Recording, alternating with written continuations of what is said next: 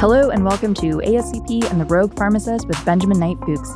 In each episode, we'll explore how internal and external factors can impact the skin. I'm Maggie Stasek, ASCP's Program Director, and joining me is Ben Fuchs, Skincare Formulator and Pharmacist. Hi, Ben. Hello, Maggie. Free radicals get a bad rap, and antioxidants are hailed as the ultimate defense. But the science is a little more nuanced. Are free radicals really the enemy, or is there more to the story? Well, there is more to the story. Actually, free radicals are functional. They play an important role in how cells talk to each other, in cellular defense processes. But overall, we have way too many free radicals in our body, and it is a major cause of inflammation and aging.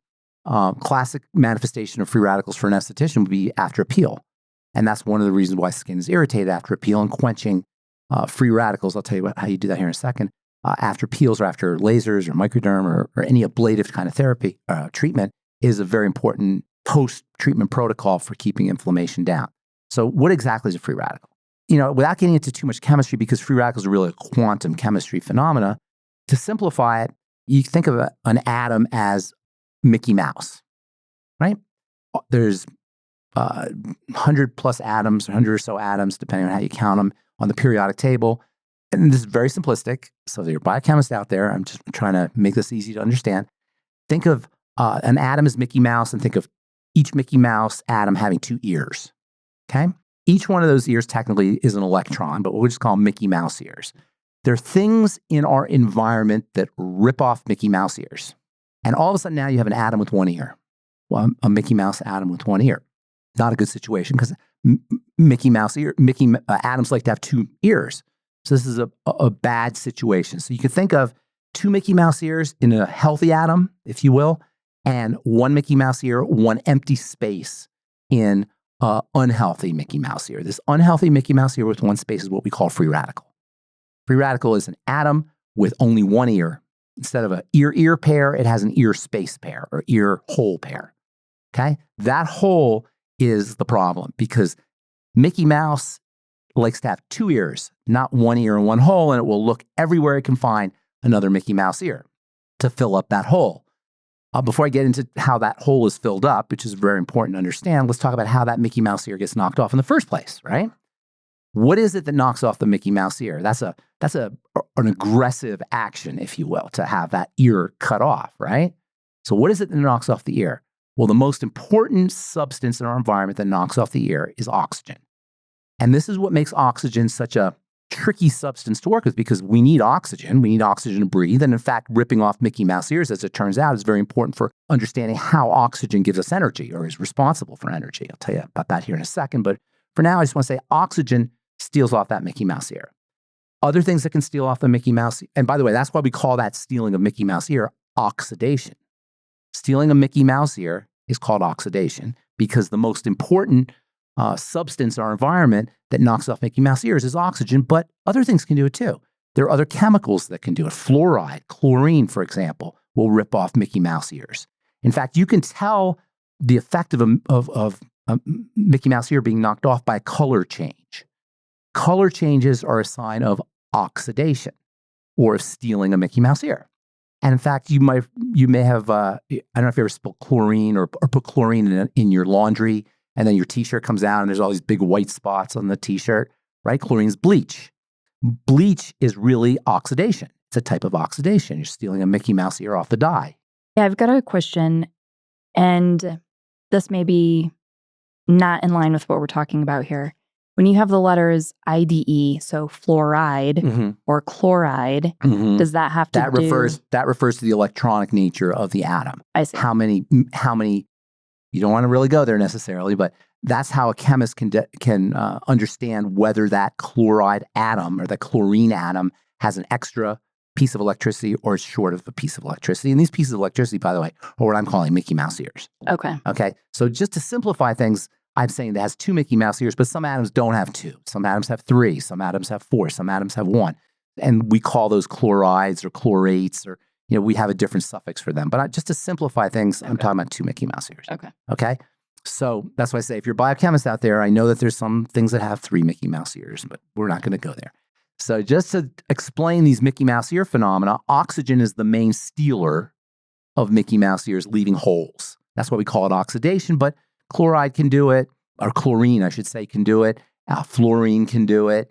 Photooxidation is one of the, next to oxygen, is probably the most important way Mickey Mouse ears are stolen. So there's a lot of things in our environment that steal Mickey Mouse ears. Oxygen is the most famous one. That's why we call the process oxidation. So interestingly, when a Mickey Mouse ear is stolen, it releases light. That energy that is produced by the theft of a Mickey Mouse ear produces light, which we've all seen. When you have wood and you have some kind of heat to accelerate the activity of oxygen, wood plus heat plus oxygen leads to what? Fire. Fire. Fire is the visible observation of the stealing of Mickey Mouse ears. So one Mickey Mouse ear you're not going to really see, but when a bunch of Mickey Mouse ears are stolen off of a log in combination with oxygen from your bellows or even just oxygen from the air, you have a massive amount of Mickey Mouse ears being stolen off of the carbon atoms in your log. And that's observable as fire, which is interesting because you look at fire, fire's not a thing.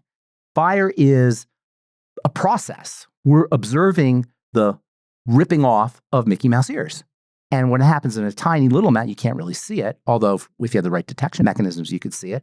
But in a fire, you're seeing billions, trillions maybe of Mickey Mouse ears being stolen, and that's observable as fire.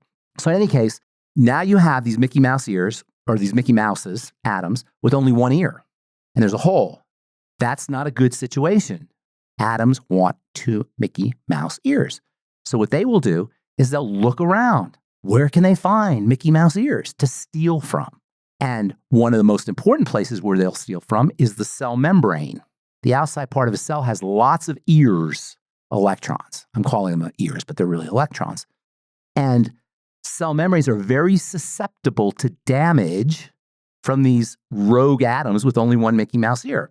And eventually, if you have enough of these rogue atoms with one ear and one hole, eventually you're going to start to get cell membrane damage. This is where inflammation manifests, because when cells are damaged, when the membranes are damaged, they start to release inflammatory fats. And this is where inflammation can start to accrue. And when it happens over and over and over again, it can lead to serious health problems as well as accelerated aging.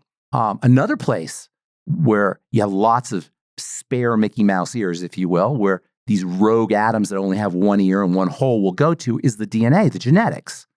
And mutations can occur at this level when there's enough rogue atoms, free radicals. Is this making sense how I'm explaining? Mm-hmm. When you have enough of these rogue atoms with only one ear and one hole, eventually the DNA, the genetics is going to get damaged. This is where mutations and ultimately cancers can come from. Proteins can are a source for free Mickey Mouse ears where these rogue atoms that only have one ear and one hole can steal from. So protein damage can occur. Between protein damage, cellular damage, inflammation, mutations, you can see this is a problem. So nature has come up with a way of filling up the holes without those rogue atoms having to steal from membranes or steal from DNA or steal from proteins to damage the proteins or the cell membranes or the DNA. And so there are these other molecules that have two Mickey Mouse ears, but one of their ears is a little loose. And they can donate, that's actually the word they use, they can donate a Mickey Mouse ear to quench the free radical, to fill the hole up. And so now that hole will be happy, or that atom will be happy because it'll have two Mickey Mouse ears. The hole will be filled. It won't have to steal. Make sense? Yep. Okay. So what do you think we call these molecules that are floating around with a loose Mickey Mouse ear that it can donate? Antioxidants. That's an antioxidant. Exactly. And antioxidants are so important for that reason, because they can contribute an ear to the atom so it can be filled so it doesn't have to steal. But we got a problem, because now that molecule that has donated its ear, now it has a hole. And so now it goes from being an antioxidant to a pro-oxidant. And this is very important, because antioxidants, once they do their work, they now become pro-oxidants because they have a hole. And now they're going to go steal from a cell membrane or steal from DNA or steal from a protein or other sources of Mickey Mouse ears, i.e. electrons. So how do you take care of that? With another molecule that has a loose Mickey Mouse ear or a loose electron that it can donate. But now you got another problem, because now that molecule has an empty space where it used to have a Mickey Mouse ear, i.e. an electron. So another antioxidant has to come in. And this is why you have to have a steady stream of antioxidants coming into your system. Because it's like musical chairs. If you stop putting that stream of antioxidants, eventually there's going to be a molecule with only one electron or one ear and a hole, and it can do damage. So you have to have a steady stream of antioxidants, and that's the purpose for eating your vegetables, taking your nutritional supplements, using antioxidants on the skin, and you never stop doing it. You have to keep a steady stream of it happening. And nature is replete, filled with so many different antioxidants that you could use, and they're all slightly different in the sense that they contribute their loose Mickey Mouse ear, loose electron a little differently to rogue or free radicals, rogue atoms with only one ear and one hole. So you have to have a steady stream of antioxidants coming into the system. And that's why it's important to supplement. And that's why it's important to make sure you're eating your vegetables. And by the way, vegetables and fruits, produce are the most important dietary source of antioxidants. Why do you suppose that is? Because their response, they're in the sun. They thrive in the sun, and they're susceptible to photooxidation.